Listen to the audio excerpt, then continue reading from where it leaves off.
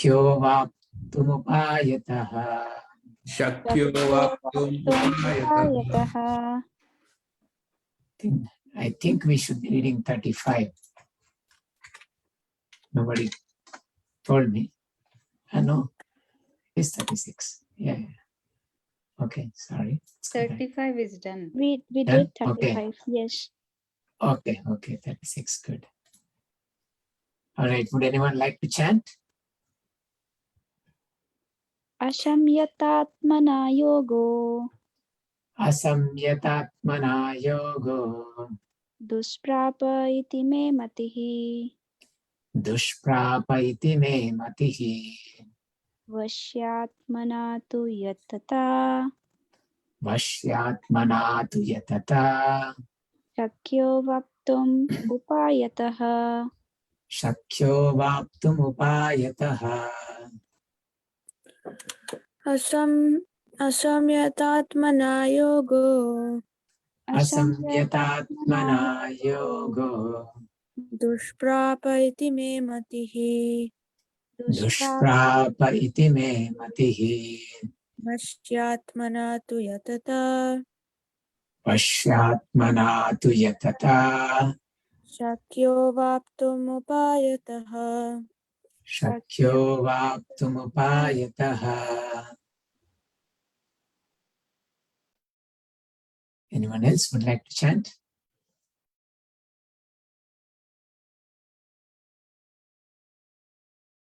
Don't be shy. Okay, let's go for word. Asamyata, Ashamyata, unbridled. unbridled. Atmana, Atmana, by the mind. by the mind.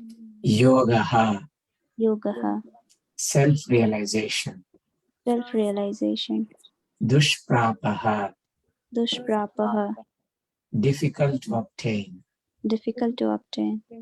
Iti, Iti, thus. May, me, my. Matihi, matihi, opinion. opinion. Vashya, Vashya, controlled. controlled. Atmana, Atmana, by the mind. by the mind. Tu, but. Yatata, while endeavoring. Shakyaha, practical. Avaptum, to achieve. Upayataha, by appropriate means. Translation and purport by His Divine Grace A.C. Bhaktivedanta Swami Srila Prabhupada. For one whose mind is unbridled, self-realization is difficult work. But he whose mind is controlled and who strives by appropriate means is assured of success. That is my opinion. Purport. The Supreme Personality of Godhead declares that one who does not accept the proper treatment to detach the mind from material engagement can hardly achieve success in self-realization. Trying to practice yoga while engaging the mind in material enjoyment is like trying to ignite a fire while pouring water on it. Yoga practice without mental control is a waste of time.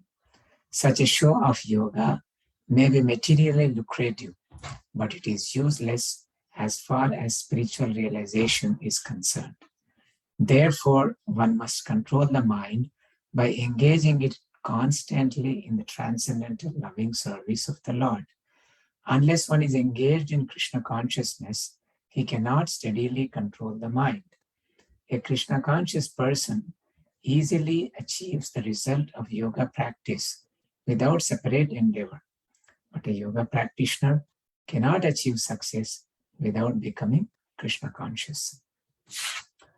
Om Jnanatimirandhasya Jnananjanashalakaya चक्षुरुन्मीलितं येन तस्मै श्रीगुरवे नमः। मूकं करोति वाचालं पङ्गुं लङ्घयते गिरिं यत्कृपातमहं वन्दे श्रीगुरुं दीनतारिणम्। परमानन्दमाधवं श्रीकृष्णचैतन्यमीश्वरम्। नमः ॐ विष्णुपादाय कृष्णप्रेष्ठाय भूतले श्रीमते भक्तिवेदान्त स्वामिन्निति नामिने। नमस्ते सारस्वते देवे गौरवाणी प्रचारिणे निर्विशेष शून्यवादी पाश्चात्यदेशतारिणे वञ्चाकल्पतरुभ्यश्च कृपा सिन्धुभ्य एव च पतितानां पावनेभ्यो वैष्णवेभ्यो नमो नमः। जय श्री कृष्ण चैतन्य प्रभु नित्यानंद श्री अद्वैता गदाधर श्रीवासादि गौर भक्त वृंद। हरे कृष्णा कृष्णा कृष्णा हरे हरे, हरे Ram Ram Ram Hare Hare.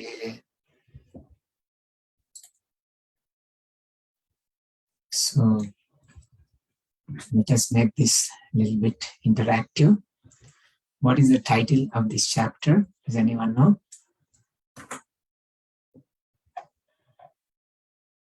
Other than chapter 6. Dhyana Yoga. Dhyana Yoga. And what does the word dhyana mean? In a general sense, meditation. Yes. Satyam param dhimahi. Dhi, dhyana comes from dhi. To meditate, right? In the very beginning verse of Srimad Bhagavatam, Satyam param dhimahi. Vyasadeva meditates on the absolute truth. So this chapter is about meditation, dhyana yoga. Now, what do you meditate with? The eyes or ears? The mind. You meditate with the mind. So therefore, mind is very central to this process of dhyana yoga. In fact, this whole Ashtanga yoga process is about controlling the mind, seizing the activities of the mind. That is the definition of this yoga. So therefore, you will find very, very important verses on this topic. But in order to come to the stage of controlling the mind, what is required? There are some preconditions that were discussed throughout the chapter. Can anyone name some of them?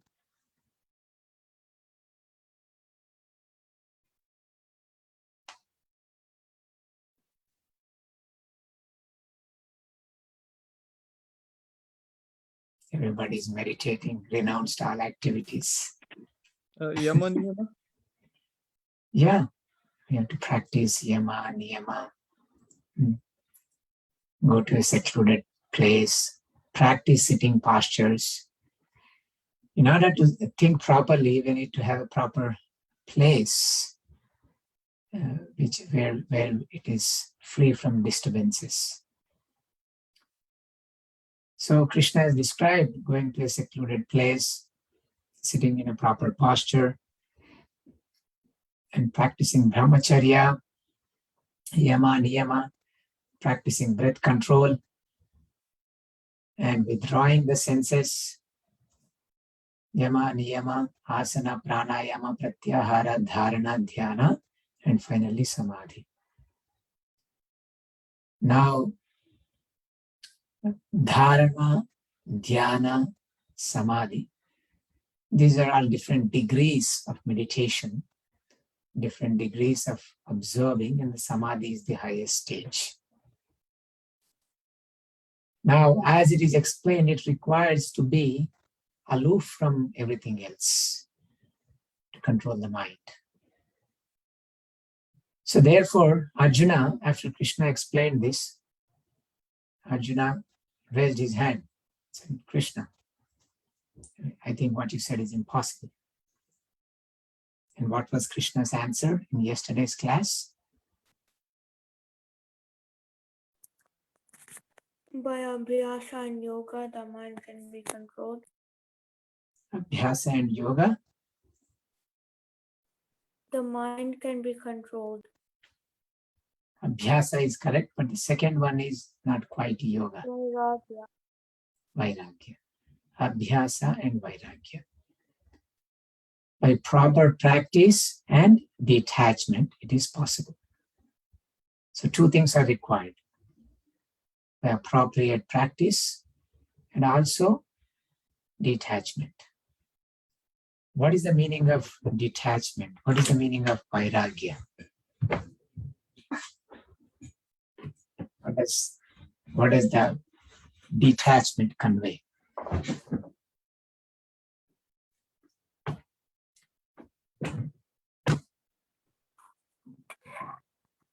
The opposite of attachment, most fundamentally. But then after that, if you want, there are different kinds of Vairagya, like Yukta Vairagya, or there's a sloka that talks about what Palgu Vairagya is. So, but what is the attachment in a general sense?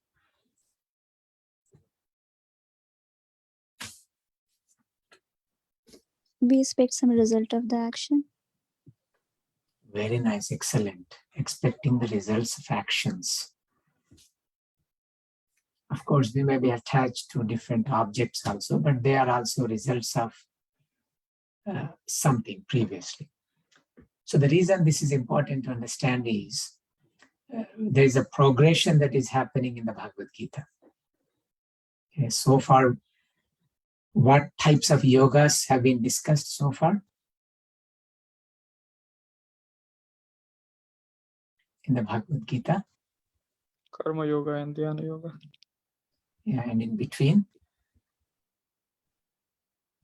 Karma, you said Karma Yoga. What is the second one you said? I said the name of the chapter, dhyana yoga. Dhyana. So there's one more in between. Karma yoga. Yes, Karma Yoga, Dhyana Yoga, but there's one more in between. Jnana Yoga, right? Fourth chapter is Jnana Yoga. Third chapter is Karma Yoga.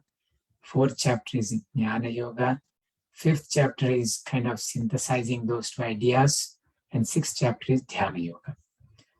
So the progression is we perform activities, and those activities, why do we perform activities? Because we expect some results.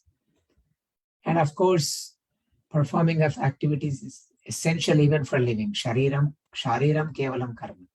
We must perform activities even to live, to maintain this material bodies, activities are necessary. Therefore, renouncing activities is not possible.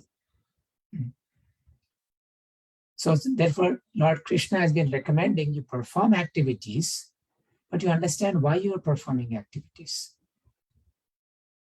And you understand, get the knowledge, do your action for sacrifice. And properly understand how to sacrifice through your work. And the goal is to give up the results of work. So the detachment is properly developed by detaching from the results of our activities. This is why we perform different sacrifices. Sacrifice means you give up for the sake of someone else, your time, your money, your possessions. The various types of sacrifices are mentioned. Dravyamaya yajna, jnana yajna. How does grihasthas perform yajna? Brahmacharis perform yajna. So when we cultivate this mood of detachment, meaning giving up the expectation to enjoy the results of our activities. When that is there, the mind starts becoming pacified. If we lose something, it bothers us. But the lesser we have attachment for that object, the less it bothers us. Am I right? The more attachment we have for that, the more we'll be impacted by something. But say, if I say my neighbor, say lost some of his money, okay, how much does it impact all of you? Does it bother any of you? A little bit, but Not much, right? So if somebody else loses his money, it doesn't bother us. But if we lose our money, it bothers us a lot. Why? Because we say, it's my hard-earned money. So we have attachment to the results of our actions. Somebody else's actions, our attachment is not much. We may show some sympathy. So the cultivation of detachment, control of mind, is developed through the process of Nishkama Karma Yoga. By performing our activities for the sake of the Lord and renouncing the results of activities for the sake of the Lord, will train our mind to develop detachment. So therefore, you can see the progression. 3rd chapter, 4th chapter, 5th chapter, 6th chapter. So these techniques Krishna has been giving throughout the Bhagavad Gita. Of course, Prabhupada in the previous chapter has mentioned specifically, now we have Abhyasa and Vairagya. I talked about Vairagya. Vairagya, the detachment must be developed by what process? Abhyasa. By giving up the results of our activities. That's the best way to start developing detachment. Okay, so we perform the activities that are prescribed by Krishna and we give up the results for the sake of Krishna. That will actually help the mind develop the Vairagya that Krishna is talking about in the previous verse, Abhyasena Vairagyena. So Vairagya comes, detachment comes through the process of bhakti, that's there. But then what does it mean in practice? In practice, it means we should start giving up the results of our action. That is why these things are very important. Volunteering our time in the service of the Lord. Parting with the results of, parting with our hard-earned money for the service of the Lord. So certain things, techniques, we have to start using that Krishna has given, that gradually through that process we develop detachment. But the mood to do that comes to the process of abhyasa. If there is right abhyasa, vairagya will come from it. Vasudeve bhagavati bhakti yoga prayojitaha janayatyashu vairagyam jnanam chayadahaitukam. In Srimad Bhagavatam, Sutta Goswami explains that by focusing, by severely, by intensely executing devotional service to Krishna, it gives birth. Janayasi. Janma means giving birth. Vasudeve Bhagavati Bhakti Yoga Prayojitaha Janayatyashu Vairagyam. Very quickly there is this Vairagya and also Jnana, proper knowledge, through the process of bhakti. But Vasudeva Bhagavati Bhakti Yoga Prayojitaha. But this is very difficult for us to be intensely executing Krishna consciousness. Therefore, we are more in the Sakama Bhakta, Sakama mode. Means we want to do bhakti, but we have some desires. I want good social situation. I want good family situation. I want good economic situation. I want good situation of my health. We have all these desires, but still Bhagavatam prescribes it's okay. Kama sarva kama va moksha kama udaradi tivrena bhakti yogena yajeta purusham param. We can continue that bhakti. But then we can implement these other things that Krishna is giving. Okay, I have desires, but then let me do some sacrifice. If not 100%, let me start somewhere. One time, one yogi, you could say one sadhu, he goes to beg charity. And the man of the house or the lady of the house, they don't like that. So they don't want to give anything in charity. Like, go away, we don't have anything. Do you want these ashes? Okay, please give me ashes. Let the charity begin somewhere. Let the renunciation begin somewhere. That's what Krishna says later, the 12th chapter of the Bhagavad Gita. If you karma phalatyagam, somehow or other karma phalatyaga has to be there.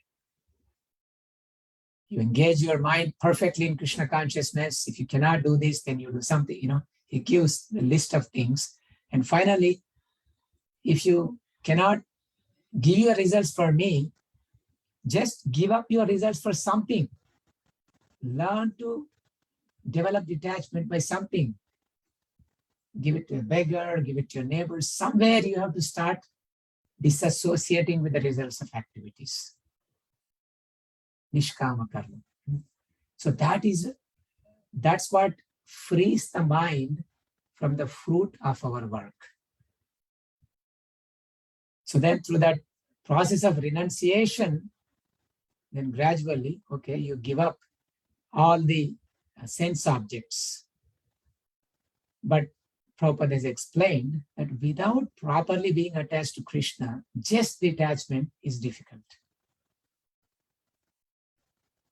So here the word used for the mind, what was the Sanskrit word that was used for the mind in this verse? Atma. Atma was used 2 times.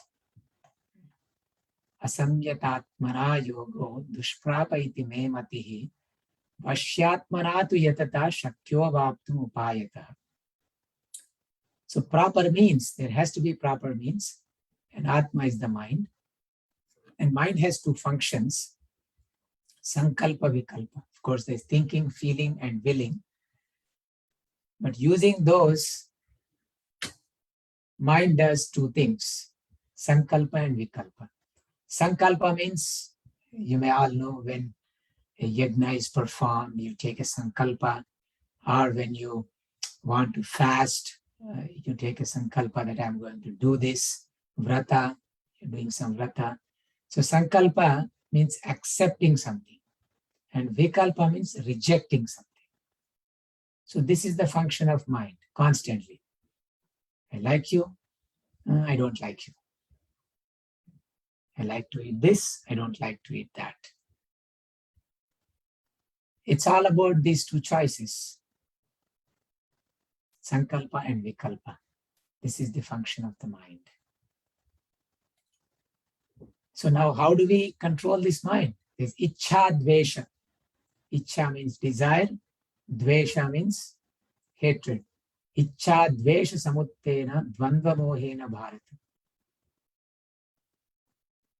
By these dualities of desire and hate, sargeyanti,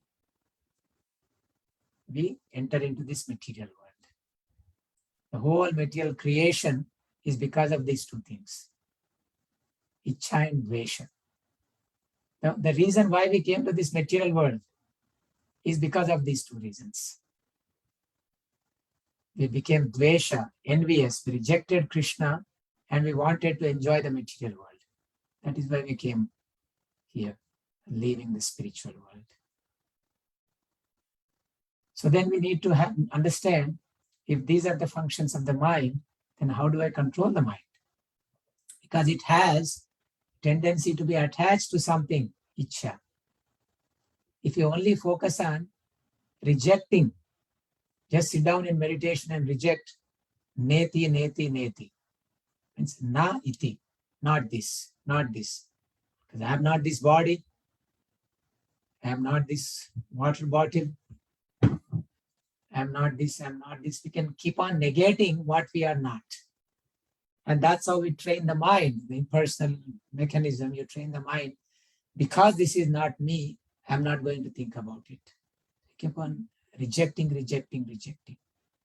But then there is another function of the mind, which is attachment, being attached to something. So we must attach ourselves to Krishna. Without attaching ourselves to Krishna, then that is not possible. Therefore, he says, proper upayataha. Upaya means proper means, appropriate means. When the appropriate means is there, then it is possible.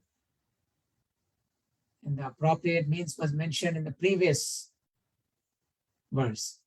There are different types of yoga, but Bhakti Yoga, Srila Prabhupada calls it as, it is the most direct process. There are indirect mechanisms to attaining something, and there's a direct mechanism to attain something. Someone may ask, where is your nose? You can point here, or you can go around. Yeah, it's here, right? So this is Bhakti Yoga, and going around and like that. These are the other processes of yoga. And somebody told me, in Nepal, if you have to admit children to the school, they'll make you go around and touch your nose. If you are able to do that, then you are admitted. That means you are mature enough to study. So what Prabhupada says, Bhakti is the most direct process. And within the process of, there are 9, you could say 9 ways of executing Bhakti, 9 divisions. And the foremost one is hearing. So Prabhupada recommends the process of hearing to be most effective process. Why? Why is hearing most effective in controlling the mind?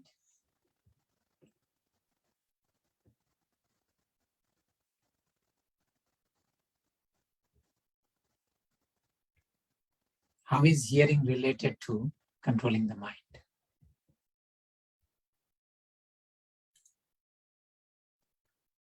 Any ideas? If anyone is hearing. Hearing connects with your thoughts. Yes, hearing connects with the thoughts. I don't know how many of you, I mean, most of you must have heard a radio, right? And when we were little kids, we used to hear radio stories and everything. And you know, so much imagination, right? You'll be hearing this radio, and in one person maybe mimicking different voices, and we can totally focus. And now, you know, with the advent of television, really the mental abilities are going down, the imaginative abilities. Hearing is very powerful. It is connected to the thought process. Shravanam, Kirtanam, Smaranam. So we hear about it, and when we talk about it, then our thought process is more connected to it. So hearing and chanting naturally stimulates the mind for the process of thinking. So now when we are practicing bhakti, okay, we get the process of bhakti and we are executing the process of bhakti. But at the same time, we must properly use our intelligence to cultivate detachment also. Yes, bhakti will produce detachment, but we must also consciously cultivate detachment. What does that mean? So along with the practice of Krishna consciousness, a chanting of the holy names, we also follow 4 regulative principles. We consciously avoid things that are detrimental for progressing in Krishna consciousness. And these are the same yama and niyama. Yama are the things that we should stay away from. Niyama are the things that we should practice. So in Krishna consciousness, the 4 regulative principles are yama, and niyama is the chanting of 16 rounds and eating prasadam. Prabhupada calls it as diet and medicine, chanting and eating prasadam. So then, Srila, what happens if we don't do that? So we can see ourselves properly when there is light. Okay, when there is light ignited within us, that's the enlightenment. But literally assume that in order to see ourselves, we need light. Okay? If I turn off this light in this room, I cannot see myself, and none of you can see me. So now if Krishna consciousness process is like turning on that light, turning on that fire, igniting the fire, so that in that light, we can see ourselves and we can see Krishna. So now, with the process of chanting, we are lighting, we are trying to light. But then, if we do not follow the principle of vairagya, the detachment as well, along with the abhyasa of Krishna consciousness, if we are not focused on the vairagya aspect, what happens? Prabhupada gives the example in here that, okay, you are trying to light the fire. On one hand, you are trying to light the fire, but then with the other hand, we are sprinkling water. So when you sprinkle water on a piece of wood and then try to light it, what happens? We cannot light it. It will not ignite. The ignition won't happen. As soon as you stop pouring water and you keep on lighting the fire, it may not immediately come, but you just hold on to it for some time. Even if you have to light the incense, it will just be there for a second or something, then it picks up. But same incense stick, if it is wet in the water, if you try to light, it will light eventually, but it will take longer. When you do puja, you're lighting, you have this experience sometimes in the tray, there's water, so the incense little bit got soaked in water and it takes long time. So same thing in Krishna consciousness, along with the abhyasa, if there is no conscious vairagya, then the ignition will be slow. So it is very important. But at the same time, if you focus too much on vairagya, okay, I will not put water, but you're not igniting, then there's no point. And sometimes people may say, I'm so pure, I'm vegetarian, I'm this and that. But that doesn't equate to self-realization because there is no abhyasa. So if you are not lighting, it will not ignite. If you are pouring water but lighting, it will not ignite. So the lighting is more important, but at the same time, we must also make sure that we are not pouring the water. That's why Prabhupada says, yoga practice without mental control is a waste of time. It's very important. Yoga practice without mental control is a waste of time. And Prabhupada here, mental control means, he says, we should not engage in material enjoyment. We should not engage in sense gratification. So Prabhupada says, unless one is engaged in Krishna consciousness, he cannot steadily control the mind. This is something that was mentioned in the 2nd chapter as well. What does that verse go? Nasti buddhirayuktasya. A person who is not engaged in Krishna consciousness, nasti buddhi, he has no buddhi. What does buddhi mean? Sanskrit word buddhi, what is the English meaning? Intelligence. Intelligence. So someone, Krishna is saying, if you are not Krishna conscious, then you're not intelligent, you're dumb. So therefore a man is in Krishna consciousness is an intelligent man. A person in Krishna consciousness is an intelligent person. Nasti buddhirayuktasya nachayuktasya bhavana. A person who is not engaged in Krishna consciousness, there is no bhavana, means there is no steadiness of mind. Nacha bhavayata shanti ashantasya kuta sukham. And one who has no steady mind, he has no peace. And one who has no peace, he has no happiness. Happiness comes from peace, peace comes from steady mind, and steady mind comes from Krishna consciousness. In the second chapter itself, Krishna has given us this information. So therefore, mind has to be engaged in Krishna consciousness. Otherwise, it cannot become steady. And now we can think in general, people who have, say, problem of depression, are feeling incapable of doing anything. You go to a psychiatrist. And in order to motivate, what will they do? They will ask about your life. Do you really feel worthless? You cannot do anything. So they'll tell you, take up something small that you can do. Do some task. Have a goal. And then you work towards that goal. It may be a small goal. Have some goal. Just like little children. You teach them walking, you hold their hands, you do just two steps. 1, 2, 3. Okay, we all clap. Good job. So what happens? The person feels motivated. Yes, I can do it.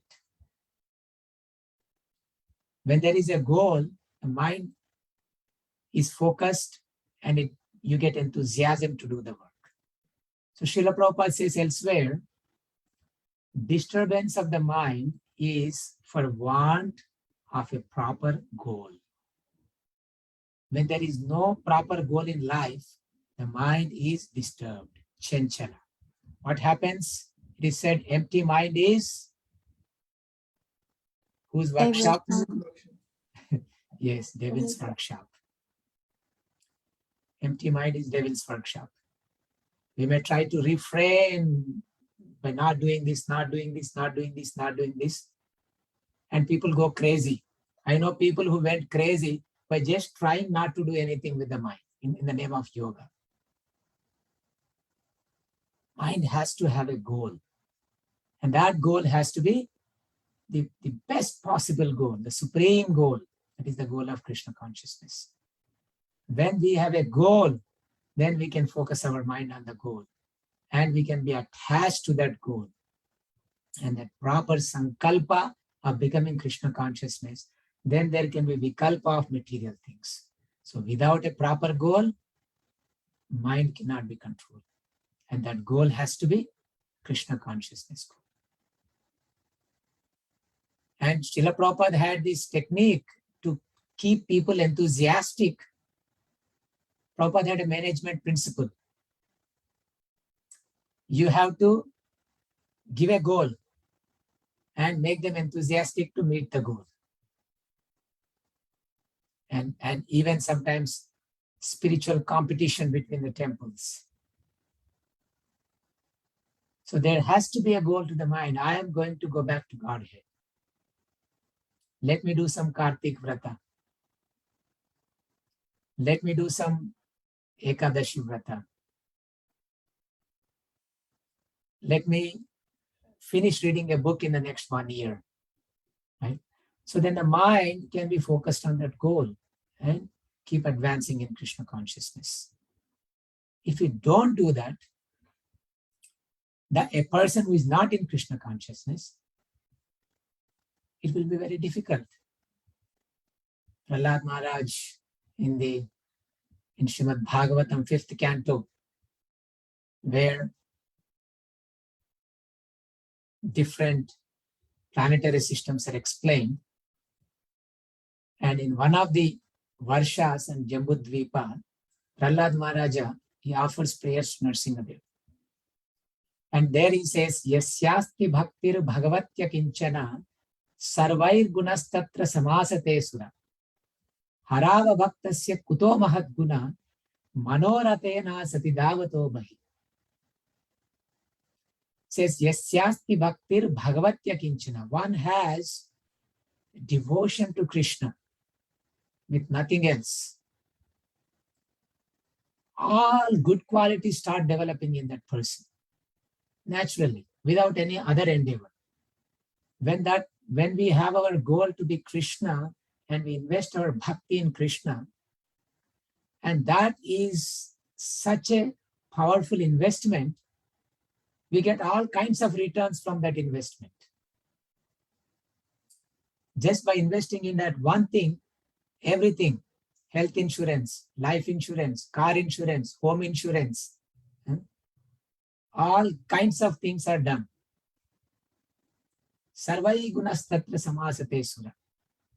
All these good qualities and abilities, they are administered by the demigods. So demigods personally live in the body of a devotee. They are the predominating deities of various things. Sarvai gunas tatra samasate sura. Harava bhaktasya kuto mahat guna. One who is not a devotee of the Lord, where are good qualities in him? It is not possible, because he cannot be detached from bad things, because he has no ultimate goal of Krishna. And then what is he doing? Manoratena satidavato bhahi. He is riding on the chariot of his mind. Asati davato bhahi. He is riding and running on his chariot. He is rushing towards Asat. Asat means, what is the meaning of Asat? There's two words, Sat and Asat. Not real and temporary.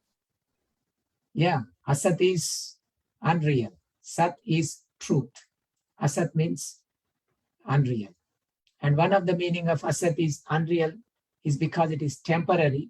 The actual truth is something that is truth in all conditions. But this happiness that we try to derive from the material objects is so temporary, and it is actually illusory, because we are falsely thinking, I am enjoying. Actually, we are not enjoying. It is the pleasure of the sense, not of the soul. Soul doesn't need something to eat, something tasty. Soul is happy in Krishna consciousness. But the senses demand so many things. So those who are not in Krishna conscious, they are connected with things that are not related to Krishna, and they're jumping from one thing to another thing to another thing, just like little children. You give them a toy, they're playing with the toy. And then you just pick up another toy and you just, wow, this toy is so cool. Look at this, the wheels are so nice on this car. It's jumping like this. And the kid looks this way and says, I want that toy. Right? So we get tempted by everything around us. And we sit on our chariot of the mind and we start going here, start going there, start going there, because we don't have proper goal. So therefore, it is very, very important to take this sankalpa that this life I am going to give it to Krishna. I'll make Krishna consciousness as my goal. So now in that goal, I will do whatever is favorable. Keep on igniting. And then I will avoid what is not favorable, which is stop putting the water. And through all this, the mind is such an important thing. So some of the ways we can control the mind is, we talked about proper hearing. We talked about making sure we assure ourselves that what is our goal, I'm going to follow that goal. Also, what is detrimental, I'm not going to engage in those detrimental things. And there are some things that Prabhupada also specifically mentions in Nectar of Instruction, verse number 1, Vacho vegam manasak krodha vegam jihva vegam daropastha vegam etan vegan yo vishaheta dhiraha sarvam api mam prithavim sashishyat. If we want to help Srila Prabhupada by preaching this mission of Krishna consciousness, we must control the 6 urges. And one of them is the urges of the mind.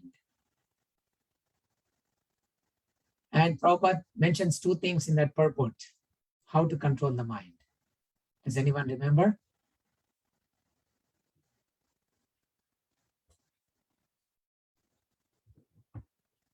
Nectar of instruction. There's no one here who are attending Bhakti Shastri.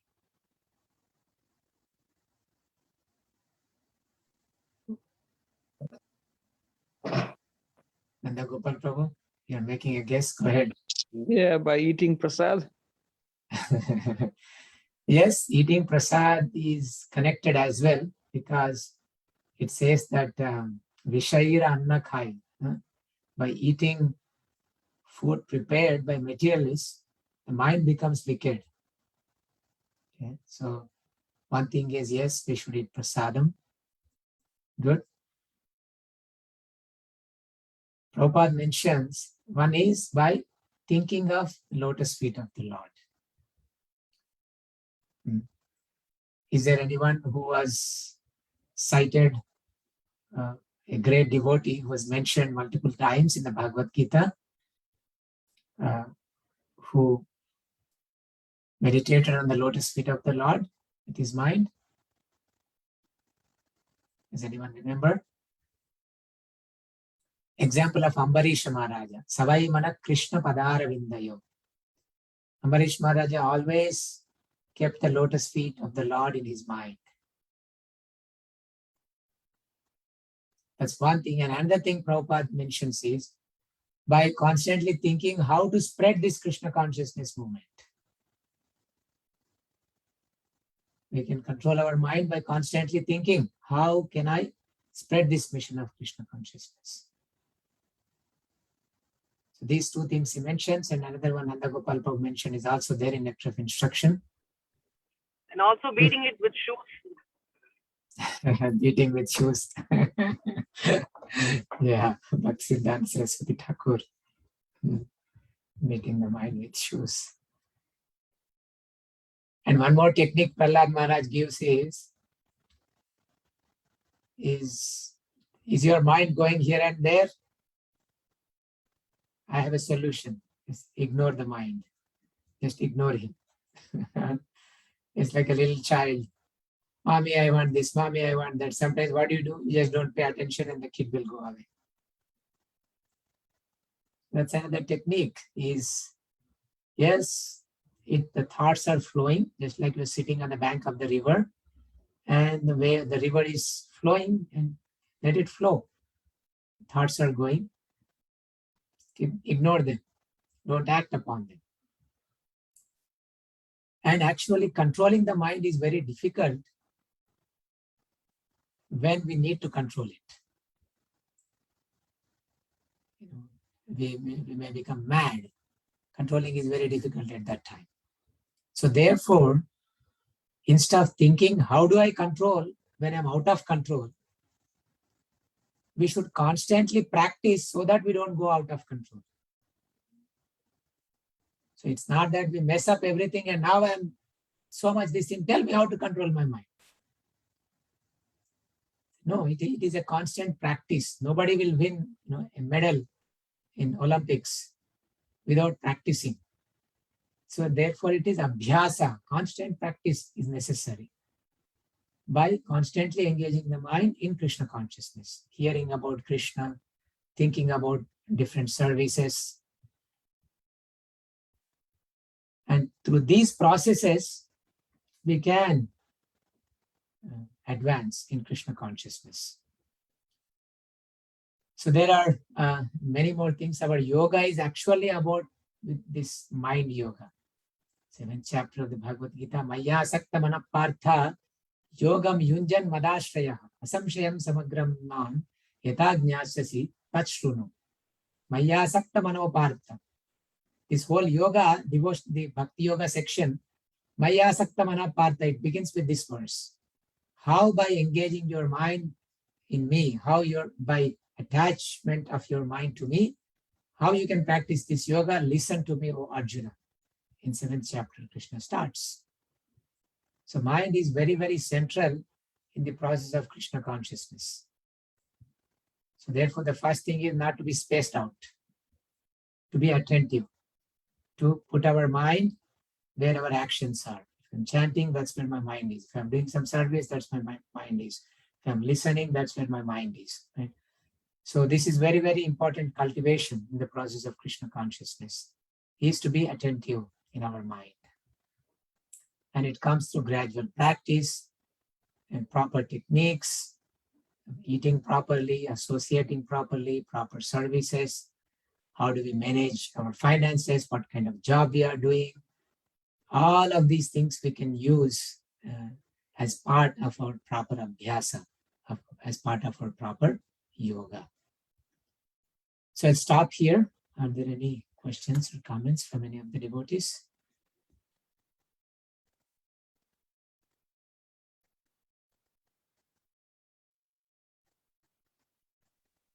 Hare Krishna Prabhu, please accept my humble obeisances. All My worship. obeisances, Prabhu.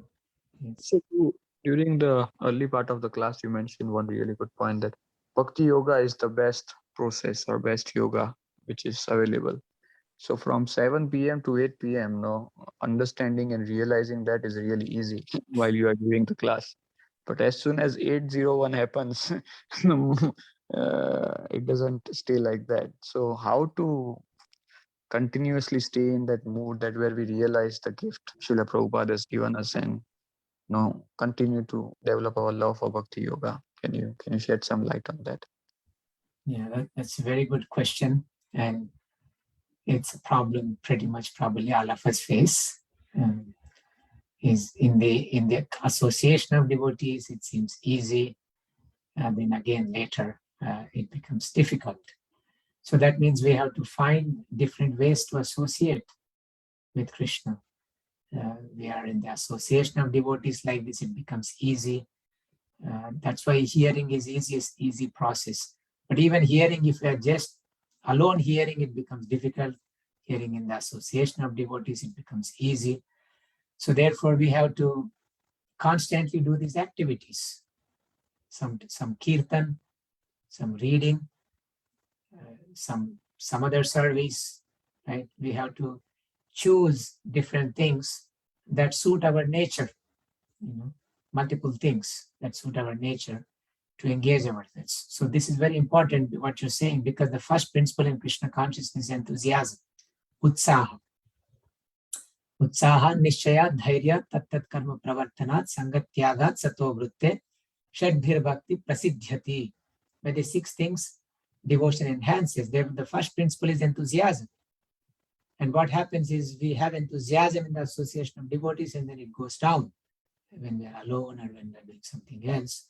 So where do you find the enthusiasm? The enthusiasm is found in our intelligence. How does Srila Prabhupada define enthusiasm? Enthusiasm is endeavor executed with intelligence. So that means we have to use our intelligence to execute right endeavors that are connected with Krishna. One of the endeavor is, pushing ourselves to come to the class. Another endeavor, maybe have something, do a little arati, do an incense and sing for the Lord. And then other one, put Prabhupada's tape when you are eating, just hear something. And then make a contract with one other devotee to get up in the morning and chant your rounds. Someone will call you, get on the call and chant. So different techniques, do some practical service.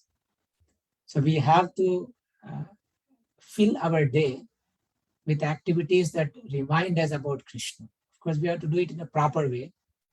If enthusiasm is not executed with intelligence, it is no longer called endeavor, or activity executed with intelligence is called enthusiasm. Okay? But if we don't use our intelligence properly, that enthusiasm will become passion. Or kirtan will become a workout. Instead of focusing on Krishna, it just will become a workout, as if we're going to gym. One person told me, you guys do dancing and everything so that you do nice exercise, right? Your body is healthy. So it becomes passion instead of bhakti, instead of properly hearing the mantra and getting it inside. So we have to use proper intelligence and see Are we advancing? Are we thinking of Krishna? Any activity we are doing, in that activity, if we are thinking of Krishna, then we know that, okay, I'm using my intelligence properly.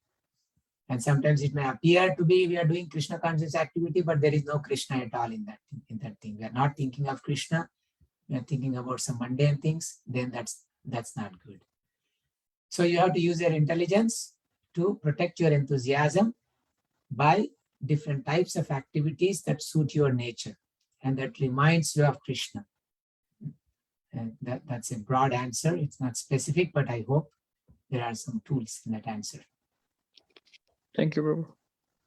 Thank you. We have 1 more minute. Anyone else? Any comments, questions? Okay, it's 8 o'clock. Thank you very much, all of you, for your association. Vancha kalpatarubhyascha kripa sindhubhya eva cha patitanam pavanebhyo vaishnavebhyo namo namaha. Koti Vaishnava ki jai, Srila Prabhupada ki Ki jai. jai. Srinivasacharya Prabhu ki jai. Jai.